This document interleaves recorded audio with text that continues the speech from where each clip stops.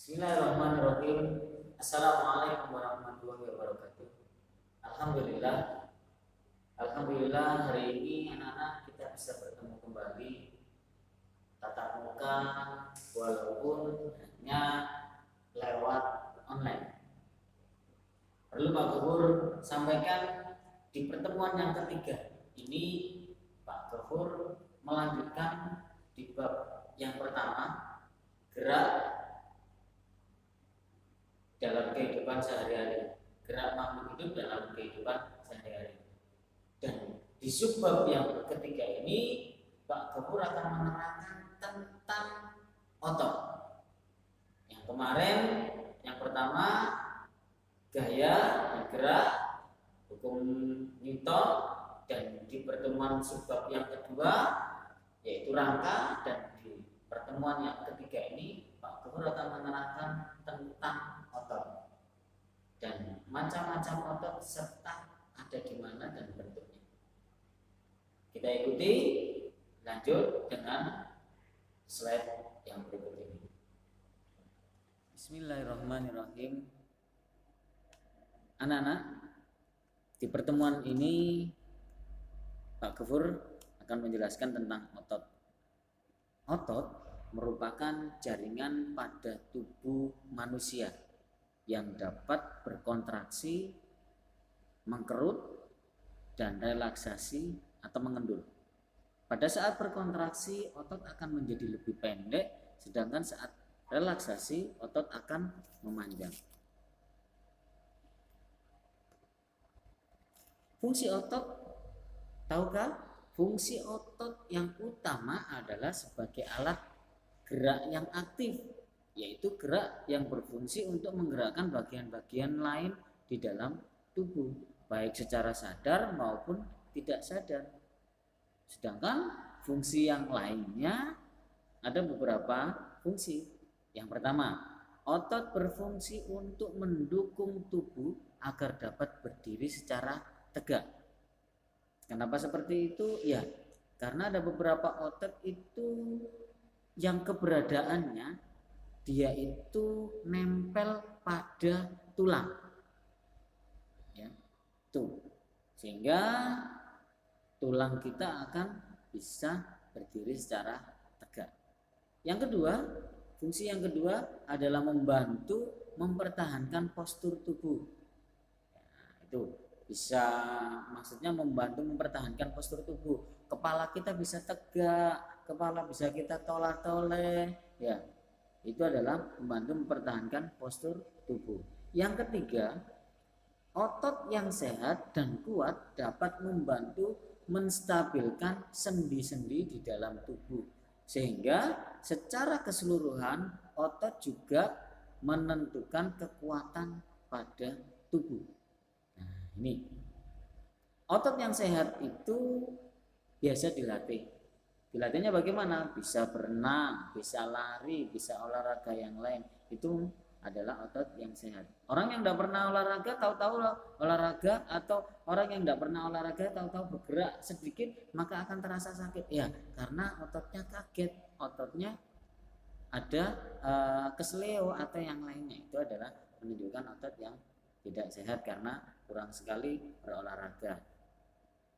Yang keempat, otot juga berfungsi untuk menghasilkan panas yang didapat dari berbagai proses metabolisme di dalam tubuh. Panas ini digunakan untuk mengatur suhu tubuh agar proses-proses penting lain di dalamnya dapat berjalan dengan baik. Sekarang pada masuk ke otot, jenis-jenis otot. Yang pertama, otot polos.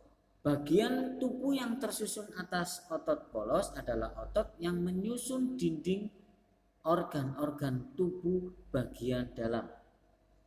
Boleh dikata otot polos ini ada di dalam bagian tubuh dalam, seperti saluran pernafasan, saluran pencernaan, saluran reproduksi, pembuluh darah, dan getah bening.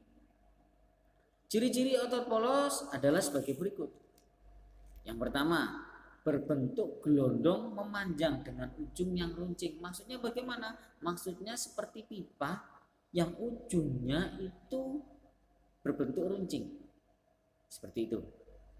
Yang kedua, memiliki satu buah inti sel dan terletak di bagian tengah. Nah, jadi kalau boleh digambar adalah bentuk pipa begitu polos, maka hanya ada satu titik yang terletak di tengah-tengah. Ya inilah dikatakan dengan otot polos yang memiliki satu inti sel saja. Yang ketiga, tidak mempunyai garis melintang. Ya, tidak mempunyai garis melintang.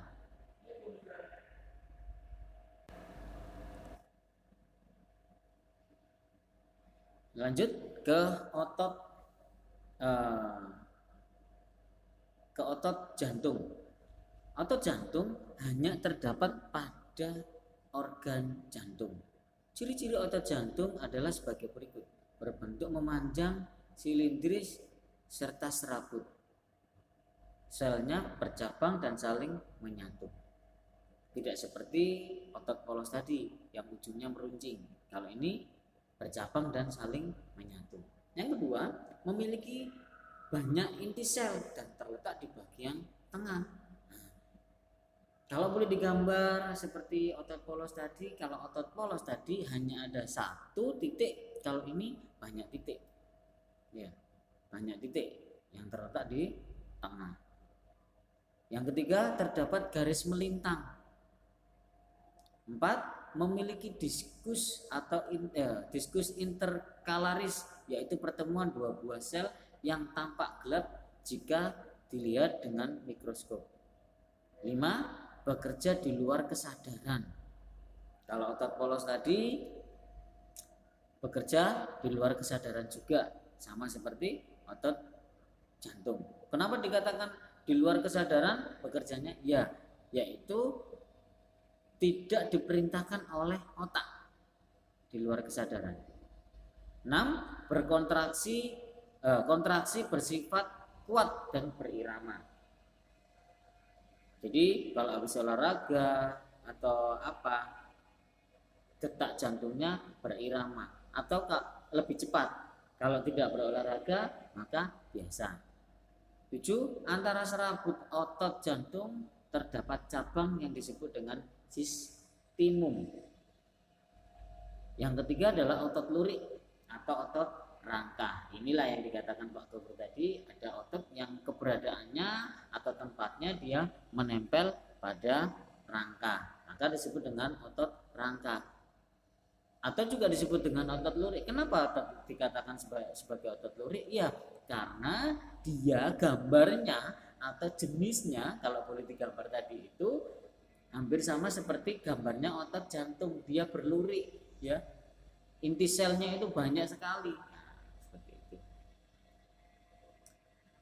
Ciri-cirinya bagaimana? Berbentuk memanjang, silindris, dan memiliki ujung yang tumpul atau serabut.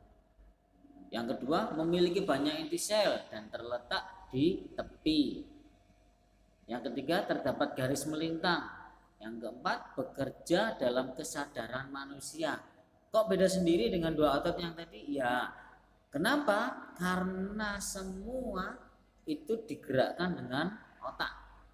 Ketika otak memerintahkan, maka dia akan bergerak. Contoh seperti ketika kita mau minum, maka kita akan melangkahkan kaki mendekati atau mengambil gelas. Jari-jari kita akan mencengkeram dengan erat gelas itu supaya tidak jatuh.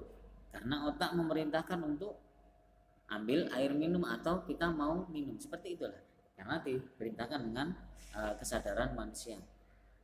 Berikutnya adalah kontraksi cepat tetapi mudah lelah. Nah, enggak bisa terlalu lama. Kalau olahraga enggak mungkin kan sehari semalam olahraga, tidak, cukup berapa menit atau bahkan maksimal bisa dalam bentuk jam, 1,5 jam berolahraga atau 2 jam, 3 jam. Berikutnya sudah enggak bisa terlalu lama. Tapi kalau yang lainnya tadi maka bisa berlama-lama kontraksinya. Saat di jantung atau otot polos tadi juga kan lama. Yang berikutnya menempel pada rangka atau tulang. Cara kerja otot rangka dibagi menjadi dua. Otot sinergis adalah kumpulan otot yang bekerja secara bersama-sama. Ini bagian dari cara kerja otot rangka, ya. Otot-otot tulang rusuk yang bekerja, contoh pada otot sinergis adalah otot-otot tulang rusuk yang bekerja bersama ketika kita menarik nafas. Yang kedua, otot-otot pronator yang menimbulkan gerak pronasi seperti menelungkupkan telapak tangan atau tulang saat tulang mengumpil dan tulang hasta berada dalam keadaan sejajar. Yang ketiga, otot supinator yaitu otot yang menyebabkan terjadinya gerak supinasi seperti menelantangkan telapak tangan ketika tulang hasta dan pengumpil berada dalam posisi menyilang.